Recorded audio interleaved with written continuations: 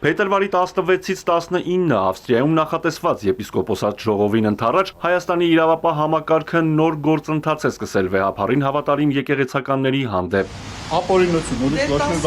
Գերագույն հոգևոր խորհրդի անդամ 6 եպիսկոպոսի ու 1 քահանայի նկատմամբ հանրային քրեական հետապնդում է հարուցվել։ Նրանց արգելել են դուրս գալ երկրից։ Սահմանափակված էր նաև Մայրաթորի արտաքին հարաբերությունների եւ ահարողակարգի բաժնի տնօրեն Նաթան arczepiskopos Հովհաննիսյանի շարժը։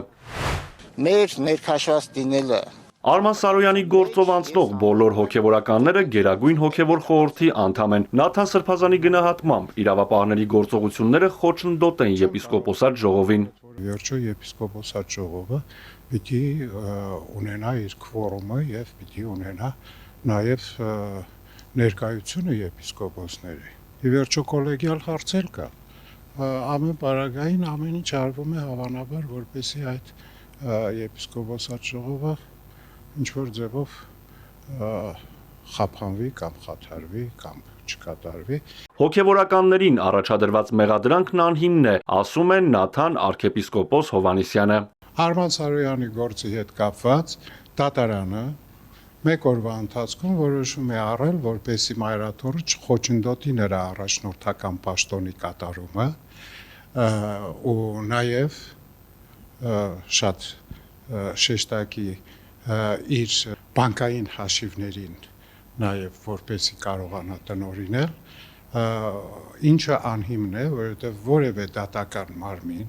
եւ որևէ իրավական մարմին օրենքի ուժով ոչ մի հոդվածով չի կարող նման հարկադրանք դնել Մայրաթորի վրա, որովհետև առաջնորդը պաշտոնյա աշխատող չէ։ Առաջնորդը ծառայում է եւ առաջնորդը նշանակվում է ամենայն հայոց կաթողիկոսի կողմից եւ առաջնորդը կարող է ուրիշ պաշտոնի փոխվել նորից էլի ամենայն հայոց կաթողիկոսի տնօրինությամբ եւ առաջնորդի հետ որևէ քաղ իրավական պայմանագիր չի կնքվում, ինչպես որ մի ուրիշ աշխատողի հետ։ Ուրեմն այստեղ օրենքի որևէ ուժ չկա։ Ինչ քայլեր է ձեռնարկում Մայրաթորը, որպեսզի Սարոյանը դուրս գա առաջնորդարանից եւ այնտեղ ծառայություն իրականացնի Հայր Ռուբենը։ Հայր Ռուբենը այլևս նշանակված է որպես առաջնորդական տեղապահ եւ Հայր Ռուբենը անցել է իր պաշտոնին,